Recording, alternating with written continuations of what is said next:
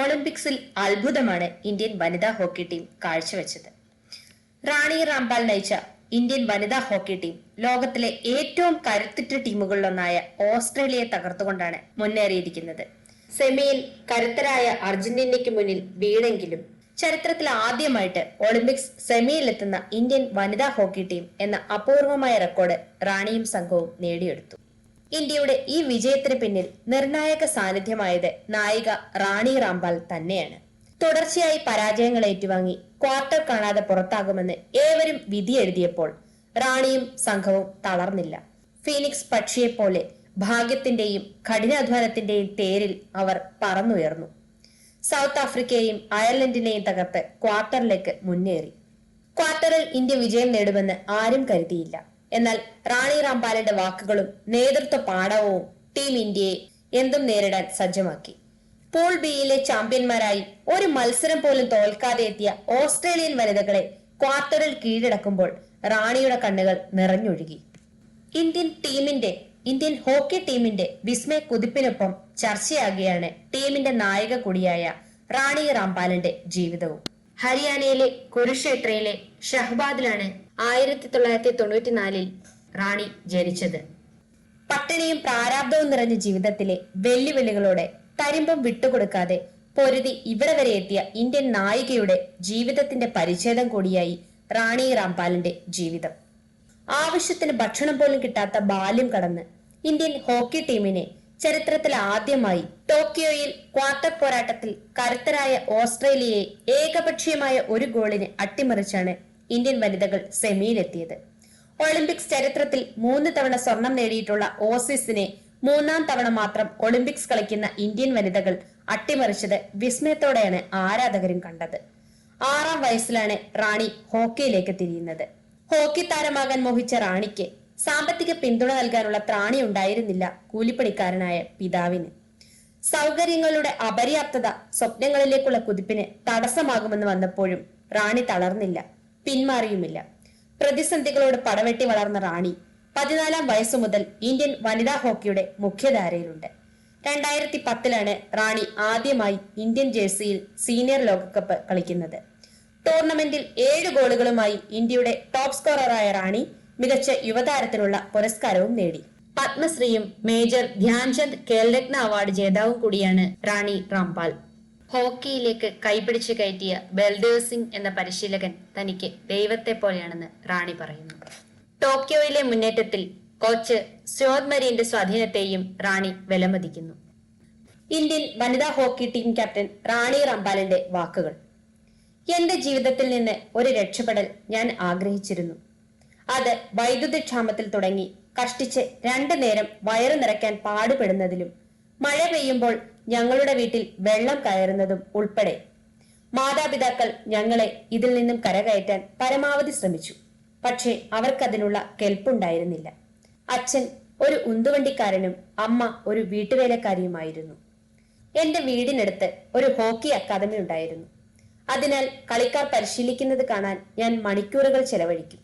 എനിക്ക് ശരിക്കും കളിക്കാൻ ആഗ്രഹമുണ്ടായിരുന്നു. ഒരു ദിവസം വെറും 80 രൂപ സമ്പാദിക്കുന്ന അച്ഛന് പക്ഷെ എനിക്ക് ഒരു ഹോക്കി സ്റ്റിക്ക് വാങ്ങിത്തരാനുള്ള സാമ്പത്തിക ശേഷി ഉണ്ടായിരുന്നില്ല. എല്ലാ ദിവസവും അക്കാദമി മൈതാനത്ത് ചെന്ന് എന്നെ കൂടി പഠിപ്പിക്കണമെന്ന് ഞാൻ കോച്ചിനോട് അപേക്ഷിക്കും. എന്നാൽ കാഴ്ചയിൽ തന്നെ പോഷകാഹാരക്കുറവുള്ളതിനാൽ ഒരു പ്രാക്ടീസ് സെഷനിലൂടെ കടന്നു പോകാൻ തന്നെ നിനക്ക് കരുത്തില്ല എന്ന് പറഞ്ഞ് അദ്ദേഹം അത് നിരസിക്കും. അങ്ങനെ ഞാൻ മൈതാനത്ത് ഒരു തകർന്ന ഹോക്കി സ്റ്റിക്ക് കണ്ടെത്തി. അതുപയോഗിച്ച് പരിശീലിക്കാൻ തുടങ്ങി. എനിക്ക് പരിശീലന വസ്ത്രങ്ങൾ ഇല്ലായിരുന്നു. അതിനാൽ ഞാൻ സൽവാർ കമ്മീസ് ധരിച്ചു തന്നെയായിരുന്നു പരിശീലനം നടത്തിയിരുന്നത്. ഞാൻ എന്റെ കഴിവ് തെളിയിക്കാൻ തന്നെ തീരുമാനിച്ചു. അതിനായി ഞാൻ ഒരു അവസരത്തിനായി കോച്ചിനോട് യാചിച്ചു. ഒടുവിൽ വളരെ പണിപ്പെട്ട് ഒരു വിധത്തിൽ അദ്ദേഹത്തെ കൊണ്ട് സമ്മതിപ്പിച്ചു. പക്ഷേ ഇക്കാര്യം ഞാൻ എന്റെ കുടുംബത്തോട് പറഞ്ഞപ്പോൾ അവർ, പെണ്ണുങ്ങളായാൽ അടങ്ങി ഒതുങ്ങി വീട്ടിലിരുന്ന് വീട്ടിലെ ജോലിയൊക്കെയാണ് ചെയ്യേണ്ടത്. ഇറക്കം കുറഞ്ഞ പാവാടയും ഇട്ടുകൊണ്ട് നിന്നെ ഞങ്ങൾ കളിക്കാൻ വിടില്ല എന്ന് തീർത്തു പറഞ്ഞു. ദയവായി എന്നെ പോകാൻ അനുവദിച്ചാലും ഞാൻ പരാജയപ്പെട്ടാൽ നിങ്ങൾ ആഗ്രഹിക്കുന്നതെന്തും ഞാൻ ചെയ്യും എന്ന് ഞാൻ അവരോട് കേണപേക്ഷിച്ചു. മനസ്സില്ലാ മനസ്സോടെ എന്റെ കുടുംബം വഴങ്ങി. അക്കാദമിയിൽ പരിശീലനം അതിരാവിലെ തുടങ്ങും. ഞങ്ങളുടെ വീട്ടിലാണെങ്കിൽ ഒരു ക്ലോക്ക് പോലുമില്ല. അതിനാൽ എന്നെ ഉണർത്താൻ പറ്റിയ സമയമായോ എന്ന് പരിശോധിക്കാൻ അമ്മ എഴുന്നേറ്റ് ആകാശത്തേക്ക് നോക്കും. അക്കാദമിയിൽ ഓരോ കളിക്കാരനും നിർബന്ധമായും 500 മില്ലി പാൽ കൊണ്ടുവരണം. എന്റെ കുടുംബത്തിന് 200 മില്ലി പാൽ മാത്രമേ വാങ്ങിത്തരാനുള്ള നിവൃത്തി ഉണ്ടായിരുന്നുള്ളൂ. അതുകൊണ്ട് ആരോടും പറയാതെ ഞാൻ പാലിൽ വെള്ളം കലർത്തി കുടിക്കും. കാരണം എനിക്ക് കളിക്കാൻ അതിയായ ആഗ്രഹമുണ്ടായിരുന്നു. പുറമെ പരിക്കനാണേലും നല്ല മനസ്സിന്റെ ഉടമയായ എന്റെ പരിശീലകൻ എന്നെ പിന്തുണച്ചു. അദ്ദേഹം എനിക്ക് ഹോക്കി കിറ്റുകളും ഷൂസും വാങ്ങിത്തന്നതിന് പുറമെ അദ്ദേഹത്തിന്റെ കുടുംബത്തോടൊപ്പം ജീവിക്കാൻ അനുവദിക്കുകയും എന്റെ ഭക്ഷണ ആവശ്യങ്ങൾ നിറവേറ്റുകയും ചെയ്തിരുന്നു. ഞാൻ കഠിനമായി പരിശീലിക്കുകയും ഒരു ദിവസത്തെ പരിശീലനം പോലും നഷ്ടപ്പെടുത്താതിരിക്കുകയും ചെയ്യുമായിരുന്നു. എന്റെ ആദ്യത്തെ പ്രതിഫലം നേടിയത് ഞാൻ ഓർക്കുന്നു. ഒരു ടൂർണമെന്റിൽ വിജയിച്ചതിന് ശേഷം ഞാൻ 500 രൂപ നേടി. പണം അച്ഛന് നൽകി. അദ്ദേഹം ഇത്രയും പണം ഇതിനു മുൻപ് ഒരുമിച്ച് കയ്യിൽ വെച്ചിട്ടില്ലായിരുന്നു. ഞാൻ എന്റെ കുടുംബത്തിന് വാക്കുകൊടുത്തു. ഒരു നാൾ ഞങ്ങൾക്ക് സ്വന്തമായി ഒരു വീടുണ്ടാകും. അതിനായി പ്രവർത്തിക്കാൻ ഞാൻ എന്റെ കഴിവിന്റെ പരമാവധി പ്രയത്നിച്ചു. എന്റെ സംസ്ഥാനത്തെ പ്രതിനിധീകരിച്ച് നിരവധി ചാമ്പ്യൻഷിപ്പുകളിൽ കളിച്ചതിനു ശേഷം ഒടുവിൽ എനിക്ക് നാഷണൽ ക്യാമ്പിലേക്ക് പ്രവേശനം ലഭിച്ചു. അതും 15 വയസ്സുള്ളപ്പോൾ. എന്നിട്ടും എന്റെ ബന്ധുക്കളുടെ ഉത്കണ്ഠ എന്റെ വിവാഹത്തെപ്പറ്റി മാത്രമായിരുന്നു. എന്നാണ് വിവാഹം കഴിക്കാൻ ഉദ്ദേശിച്ചിരിക്കുന്നത് എന്നത് മാത്രമാണ് എന്റെ ബന്ധുക്കൾ എന്നോട് ചോദിക്കുക. പക്ഷേ പപ്പ എന്നോട് പറഞ്ഞു, നിന്റെ മനസ്സ് നിറയുന്നത് വരെ കളിക്കൂ. എന്റെ കുടുംബത്തിന്റെ പിന്തുണയോടെ ദേശീയ ടീമിനായി എന്റെ കഴിവിന്റെ പരമാവധി ഉപയോഗിച്ചു. ഒടുവിൽ ഞാൻ ഇന്ത്യൻ വിമൻസ് ഹോക്കി ടീമിന്റെ ക്യാപ്റ്റനായി. ഇടക്കാലത്ത് ഞാൻ നാട്ടിലായിരുന്നപ്പോൾ അച്ഛനോടൊപ്പം ജോലി ചെയ്തിരുന്ന അദ്ദേഹത്തിന്റെ ഒരു സുഹൃത്ത് ഞങ്ങളുടെ വീട് സന്ദർശിച്ചു. അദ്ദേഹം തന്റെ ചെറുമകളെയും കൊണ്ടുവന്നിരുന്നു. വിശേഷങ്ങൾ പറയുന്നതിനിടയിൽ എന്നോടായി അദ്ദേഹം പറഞ്ഞു, ഇവൾ മോളെ പോലെ ഒരു ഹോക്കി കളിക്കാരിയാകാൻ ആഗ്രഹിക്കുന്നു. മോളാണ് ഇവളെ പോലെയുള്ള കുട്ടികൾക്ക് പ്രചോദനം. സന്തോഷം കൊണ്ട് എന്റെ കണ്ണുകൾ നിറഞ്ഞു. 2017 ഞാൻ എന്റെ കുടുംബത്തിന് നൽകിയ വാഗ്ദാനം നിറവേറ്റുകയും അവർക്ക് ഒരു വീട് വാങ്ങുകയും ചെയ്തു. അന്ന് ഞങ്ങൾ പരസ്പരം മുറുകെ കെട്ടിപ്പിടിച്ച് കുറെ നേരം കരഞ്ഞു. പക്ഷെ എനിക്ക് വിശ്രമിക്കാറായിട്ടില്ല.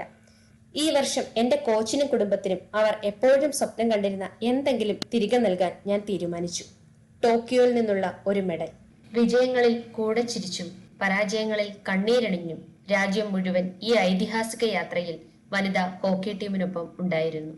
വെങ്കല മെഡൽ പോരാട്ടത്തിൽ ബ്രിട്ടനോട് പൊരുതി തോറ്റെങ്കിലും 138 കോടി ഇന്ത്യക്കാരുടെ മനസ്സ് കവർന്നാണ് വനിതാ സംഘം ടോക്കിയോയിൽ നിന്നും മടങ്ങിയത്. ഇത്ര അരികിലെത്തിയ മെഡൽ കൈവിട്ടു പോയതിൽ വലിയ നിരാശയുണ്ട്. ഹൃദയം നുറുങ്ങുന്ന വേദനയാണിത്. ഒളിമ്പിക്സിലെ വെങ്കലവും 4ാം സ്ഥാനവും തമ്മിൽ വലിയ വ്യത്യാസമുണ്ട്. പക്ഷേ എന്നോടൊപ്പമുള്ള ഈ പെൺസംഘത്തിന്റെ പോരാട്ട വീര്യത്തിൽ അഭിമാനമുണ്ട്. ടീം എന്ന നിലയിൽ ഒത്തിണക്കത്തോടെ കളിക്കാൻ കഴിഞ്ഞു, മത്സരശേഷം റാണി പറഞ്ഞു.